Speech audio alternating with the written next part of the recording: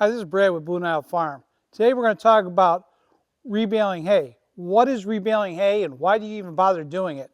So the best explanation I can give you is that as a hay producer, it is more cost effective for me to produce large round bales because I can cover a lot of acreage faster with less labor and everything's pretty much mechanical. And then during the off season, I can convert round bales, which is considered a bulk product, and make it into a very valuable product, which is a small square bale. And that allows me to generate the most profit that I can make off hay production that way. So the number one reason why somebody wants to get into rebaling is somebody that's currently making bales now. And they're probably making round bales and they want to optimize their profitability by making small squares. And that's the main person that's doing this. A lot of times this type of person has previously has the equipment, they have the square balers possibly, and the only thing they need to do is the unroller. But a lot of times they're doing it either for feeding their own animals or for profit or for both. And that's kind of the situation that I'm in, is to do both. There's other people out there that if you don't even want to bale hay, don't want to go on grab fields or rent fields, do any of the harvesting, you can strictly go out and buy all your round bales from somebody and turn yourself into a rebaling operation strictly for profit. And you will make profit on every bale you get. And because you know how much you're putting into your bales, you know where your yields are, and all you have to do is set your square bale price to show profit. And it's very easy to do. And that's why it's so lucrative to do rebaling, because you can make profit doing this. And you're taking, again, a product that you can buy in bulk and make it into its smallest saleable product, which would be a square bale, and profit the largest. With the shortage of labor and help that we have on the farm, and me specifically, I'm a one-man operation. So for me to do rebaling, besides the profit end of it, my biggest reason was to get into it because of the issue of not finding help. And it's a lot easier for me to rebale on my own and do things on my own time where I can optimize the profitability end by making squares at my leisure. So not having the help is my main purpose for going into rebaling. Now, sure, there's accumulators out there and grapples, and it's going to get into more cost. And for my size operation, I thought this is best. And you know, that's another thing I want to point out too. Anybody can rebale hay. Do not get into this that only the big guys do rebaling, because that is not true. You can be a very small operation and be a rebaler. You do not have to be a guy making 10,000 rounds a year and trying to, figure out about profitability. You can make, 200, 300, 400 round bales a year and easily get into rebaling, and you will see profit. You just probably wouldn't see as much profit in it. When I first started, I wasn't doing nearly the acreage that I was doing, and I was buying hay, and I was still making profit. And I was buying as much hay as I could get my hands on. But there's money to be made in rebaling, and there's always a demand because there's so many small farms in my area that rely on people to make hay. Dairy farms are non-existent in northeastern Ohio.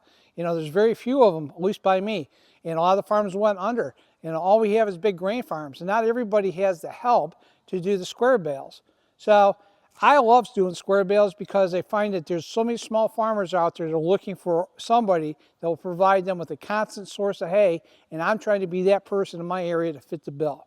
So rebaling has a great place for it and a great future. It all depends on what you want to do and how you want to optimize your agricultural business. And this is one business of many that I do that I really enjoy, and it's rebaling. In the world of making hay, there's a process of making. You got to cut it. Some places you have to tat it. You could rake it, then you bale it, and then you gather it and you bring it in the barn. That's pretty much a step-by-step thing.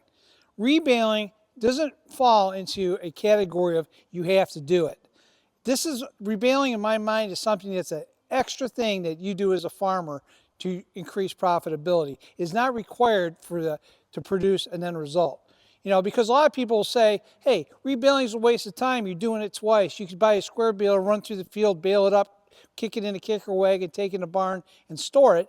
you know, you don't have to do that. Or, hey, rebaling is a waste of time. I just bought an accumulator and I have a grapple and I have my 10 friends and they come out there with me and we just get it all done in a day. You know, there's some big operations you can do hundreds of acres in a day.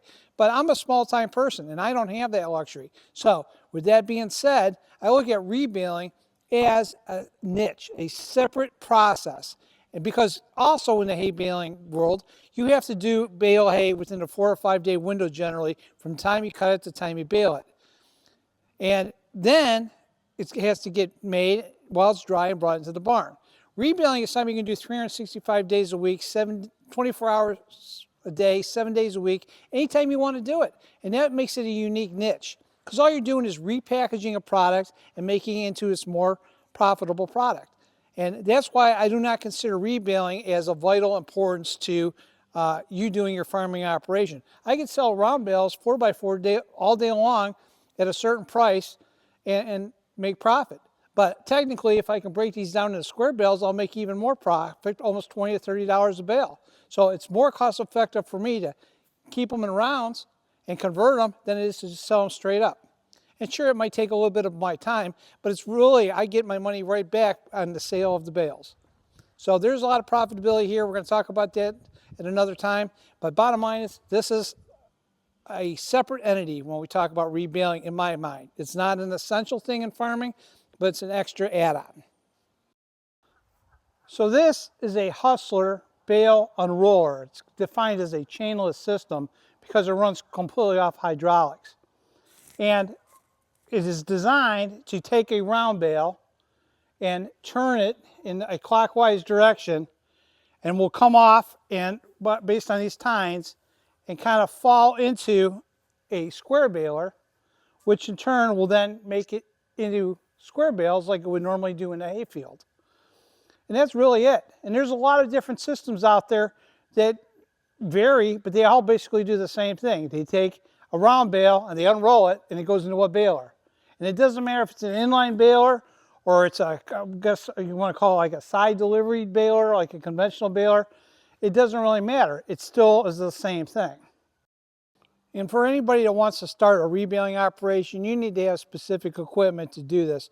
And it's really not that complicated, and a lot of farmers have a lot of this on hand. Number one is you need a tractor with a loader and a bale spear to load the round bales into the bale unroller. Secondly, you need another tractor that's able to have a PTO and have two sets of remotes that they can run the baler and the unroller. And that's important. Then the third piece of equipment would be the unroller, and the fourth piece would be a square baler.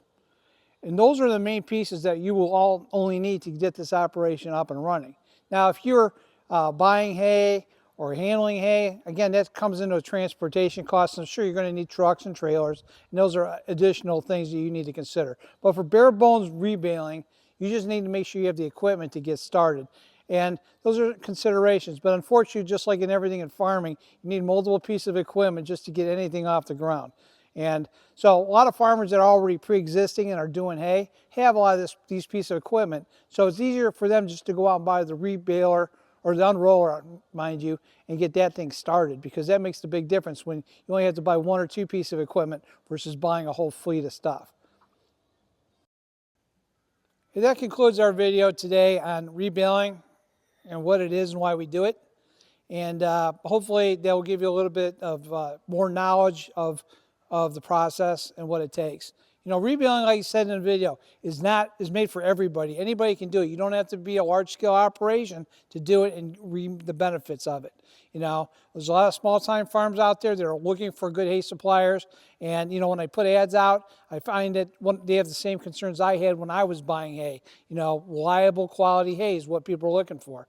You know, and if you're an operator that plays that, you know, first come, first serve, you know, if you don't get it now, you're not going to have it mentality. You know, I try to be the person that always has hay all throughout the year so people can always rely on me to get their hay. And it works out in my favor. So until next time, hope you guys stay safe, and I'll be talking to you soon.